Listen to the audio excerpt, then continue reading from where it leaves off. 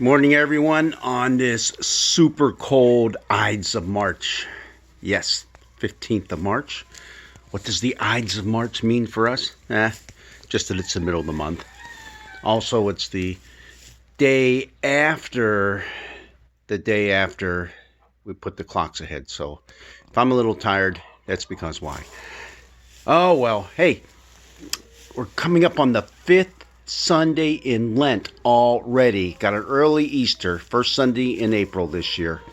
And when we look at the psalm that's appointed for this coming up Sunday, it's the same psalm that if we had had church on Ash Wednesday, we would have been doing this psalm then. It's Psalm 51. Psalm 51. It's one of 7 psalms that are classified as psalms of petition, supplication, basically begging God for something. But out of those 7, there's only 2 that are uniquely zeroing in on our sin, our personal sin. This is one of them. This was Martin Luther, our good old pal Martin. This is one of his favorite psalms because we know how zeroed in Luther was on personal sin and how that was such a tough thing for him, especially in his early years, until he discovered the just shall live by faith. That passage from Paul. But all right, Psalm 51.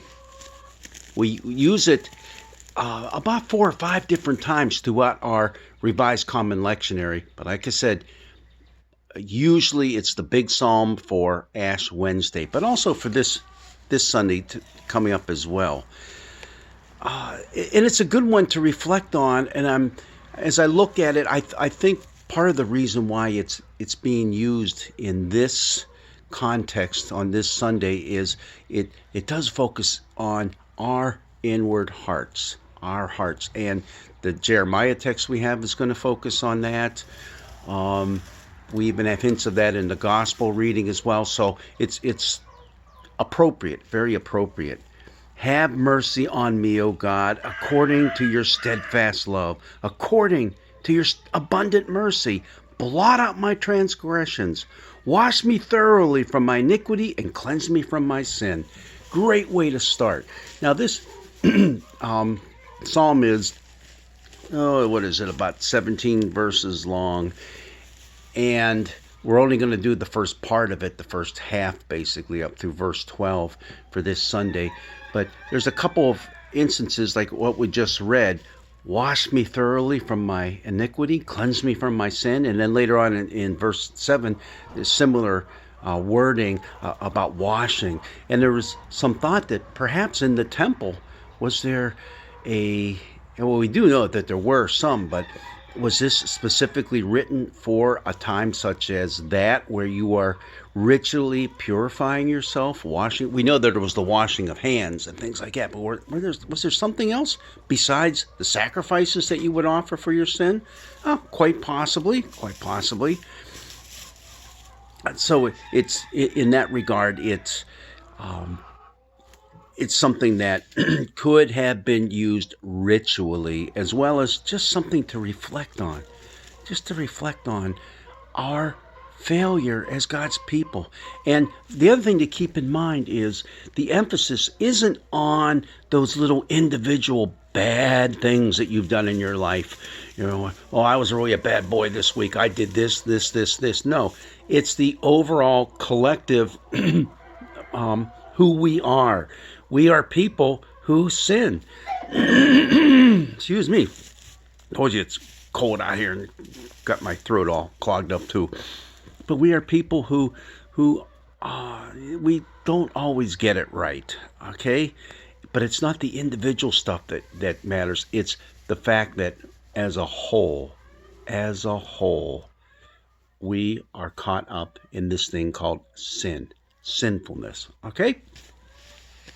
So it goes all the way through there, and it ends in this beautiful way. And you'll recognize this verse. Create in me a clean heart, O God, and put a new and a right spirit within me. Do not cast me away from your presence, and do not take your Holy Spirit from me. Restore to me the joy of your salvation and sustain me with a willing spirit. Yeah, that is a wonderful thing to read. You know, you might want to say even daily. For some people, yes. For some people, once a year is just enough, Ash Wednesday, that's good enough. Something interesting about that verse, though, that a lot of people don't know, and I didn't know until I was reading it in the commentaries. It says, do not take your Holy Spirit from me. Now, throughout the Hebrew Scriptures, the Old Testament, there's lots of reference to God's Spirit.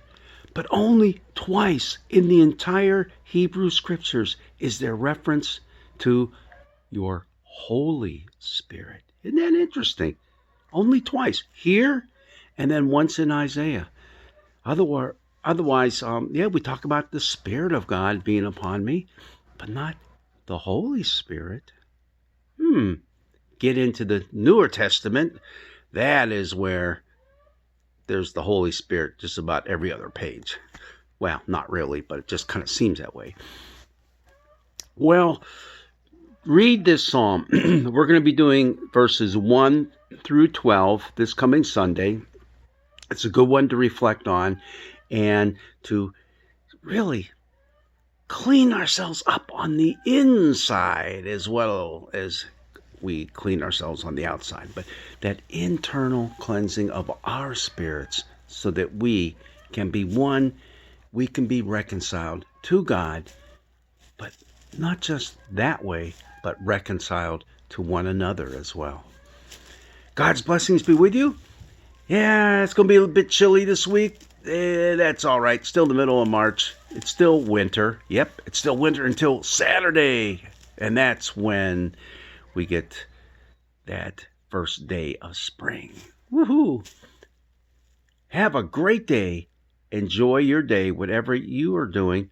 Beware those Ides of March. Because, hey, Caesar didn't. Look what happened to him.